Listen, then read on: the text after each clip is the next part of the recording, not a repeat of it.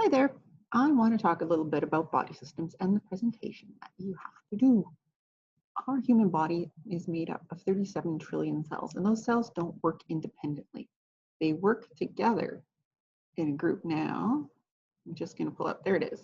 Okay, so if we go way farther back than we need to, everything on Earth is made of atoms, and those atoms make your DNA, and the DNA determines what your cells are going to be about. So cells is where I want to start. So this is a smooth muscle cell. If you take a bunch of these and you put them together, you will get smooth muscle tissue. Okay, so cells that do the same thing make up tissues. Now, if you take a bunch of those tissues and you get them working together, make a stomach. So you've got the smooth muscle tissues, some membrane, some epithelial tissue. There's your stomach. And then your stomach is part of your digestive system, along with the esophagus and liver and pancreas and small and large intestine, and can't forget the gallbladder. And those organs go together and make a person. So that is the organization. Now I'm going to flip back to this slide. Okay, so cells work together to form tissues, tissues form organs, organs form organ systems, and then all of those organ systems, again, make a body. So the main ones we're going to be looking at are listed here. The circulatory system is the one I'm going to do, and the reproductive system is one that we're going to cover later on when we talk about genetics. So from the rest of the list,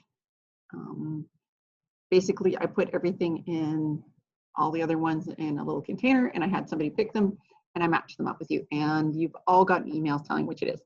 But in general, here's the introduction.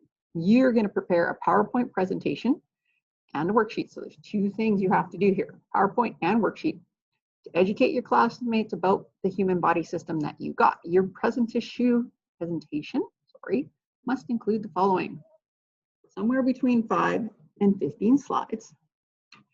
The information you got is specific to a group, and you will have this checklist, and you have to answer all the questions on the checklist. I strongly suggest you answer the questions in order. So follow the checklist order, because that makes it way easier for me when I'm doing the marking. You can feel free to include pictures and diagrams, and in fact you should. And you may include one link to a video, but don't link it to some 20-minute video, right? Not more than 2 minutes, and it has to be really on topic. So that's your PowerPoint. The worksheet has to have at least 10 fill-in-the-blank questions that cover the most important parts of your body systems. Put them in order to follow your PowerPoint. That will make your classmates happy, and also me, as you know, I'm working along with you. And there has to be a diagram to label. Okay, so on the next page of your sheet has got like a checklist. So there's no reason you can't do really well in this, right? You need to provide the names of your organ systems, the functions, the diagrams, right?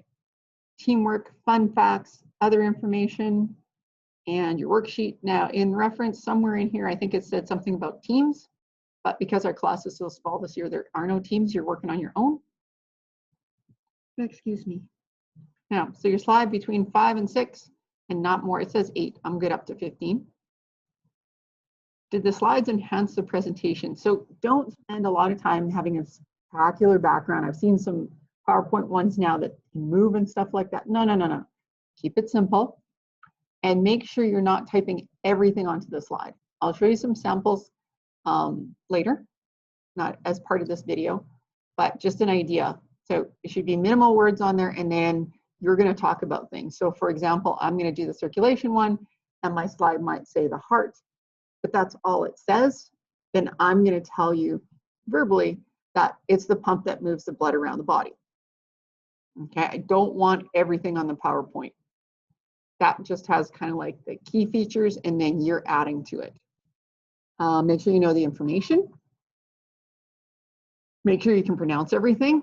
If you're not sure how to pronounce something, either use like online dictionaries that have sounds, or ask me ahead of time.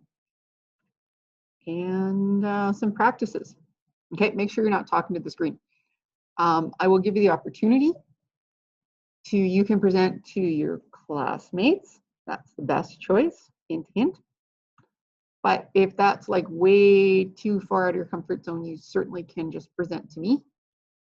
And we will do some work on how to set up a PowerPoint using your OneDrive account. Okay, that's the end of this video. Stop the video.